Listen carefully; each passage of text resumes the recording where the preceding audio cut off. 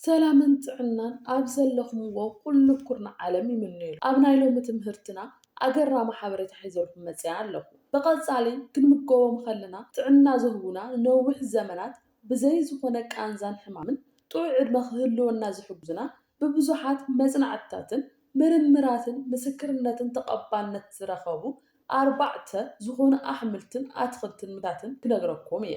ብጥንቃቐ እንተሰሚዕኹም ካብ ርእስኩም ሓሊፉ ጥዕና ስድራ ቤትኩም ከተመሓይሹን ክትሕልውን እትኽእልሉ ጠቃሚ ሓበሬታ ክትረኽቡ ኢኹም። ብብዙሕ ኣኽብሮትን ትሕትናን ነቲ ትምህርቲ ላይክ ምግባር ኣይትረስዑ። ናትኩም ላይክ እቲ ጠቃሚ ትምህርቲ ንብዙሓት ወገናት ንክበፅሕ ልዑል ዓቕሚ ኣለዎ።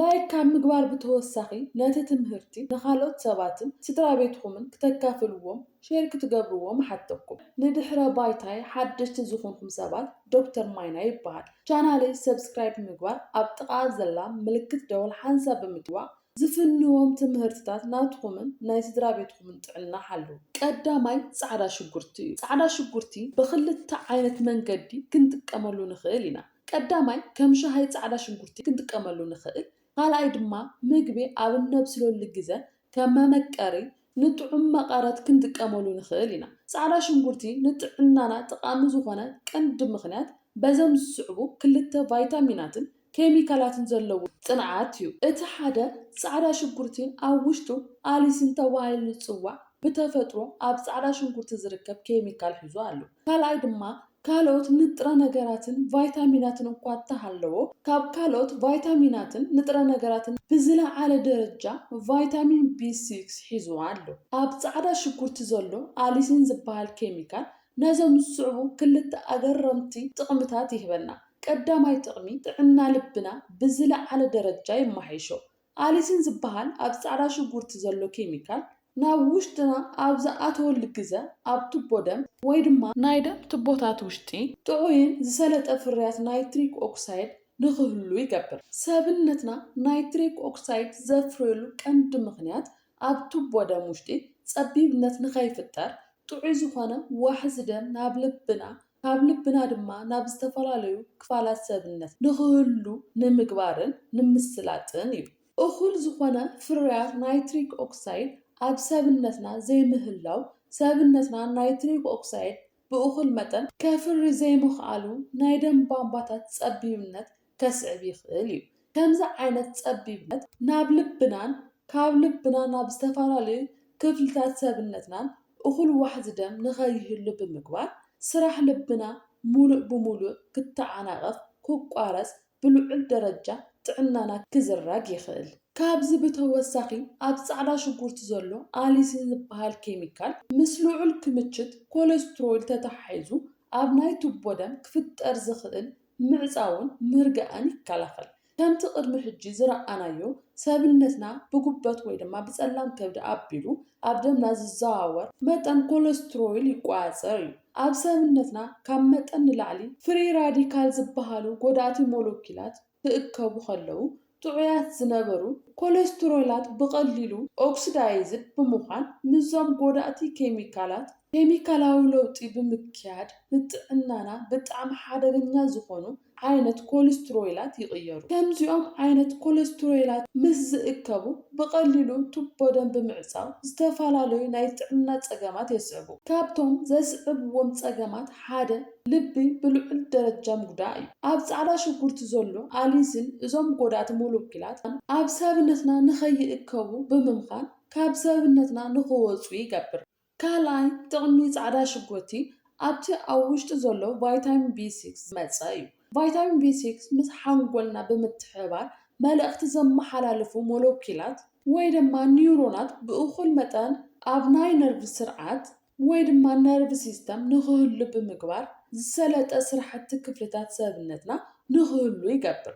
ካልኣይ ድማ ኣብ ጻዕዳ ሽጉርቲ ዘሎ ቫይታሚን B6 ኣብ ቱቦ ደም ውሽጢ ዘሎ ኦክሲጅን ተሰኪሙ ናብ ዝተፈላለዩ ክፍልታት ሰብነትና ዘመሓላልፍ ሂሞግሎቢን ዝበሃል ፕሮቲን ፍርያቱ ብጥዑይ መንገዲ ኣብ ቀይሕ ዋህዶም ንክህሉ ይገብር። ሳልሳይ ጻዕዳ ሽጉርቲ ብቐጻሊ ምጥቃም ናይ ምክልኻል ዓቕሚ ሕማምና ብልዑል ደረጃ ይጠናኸር። ጻዕዳ ሽጉርቲ ብቐጻሊ ክንምገብ ከለና ነዞም ዝጠቐስኽዎም 3 ኣገረምቲ ጥቕምታት ንረኽቦም። ካልኣይ ካውሎ እዩ።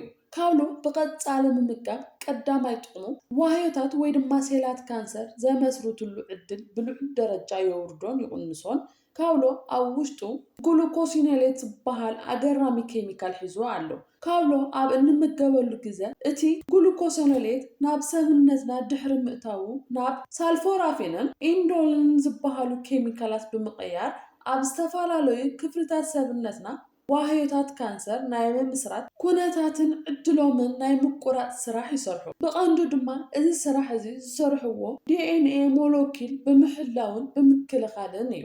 ካውሎ ብቐጻሊ ምምጋብ ካልኣይ ጥቕሙ ድማ ኣብ ሰውነትና ዝርከቡ ብትሪልዮን ዝቁጸሩ ዋህዮታት ወይ ድማ ሴል ንዝተፈላለዩ ሓደጋታት ብፍላይ ድማ ንኢንፍላሜሽን ወይ ድማ ብግነት ናይ ምቅላዕ ዕድሎም ይቕንስ። ካውሎ ኣብ ውሽጡ ቫይታሚን ሲ ሓዊሱ ፍላቮኖይድ ተባሂሉ ዝፅዋዕ ብተፈጥሮ ኣብ ኣትክልቲ ዝርከብ ኬሚካል ሒዙ ኣሎ። እዞም ኬሚካላት እዚኦም ፀረ ብግነት ባህሪ ዘለዎም ኮይኖም ንዋህዮታት ካብ ሓደጋን ብግነትን ናይ ምክልኻል ስራሕ ይሰርሑ።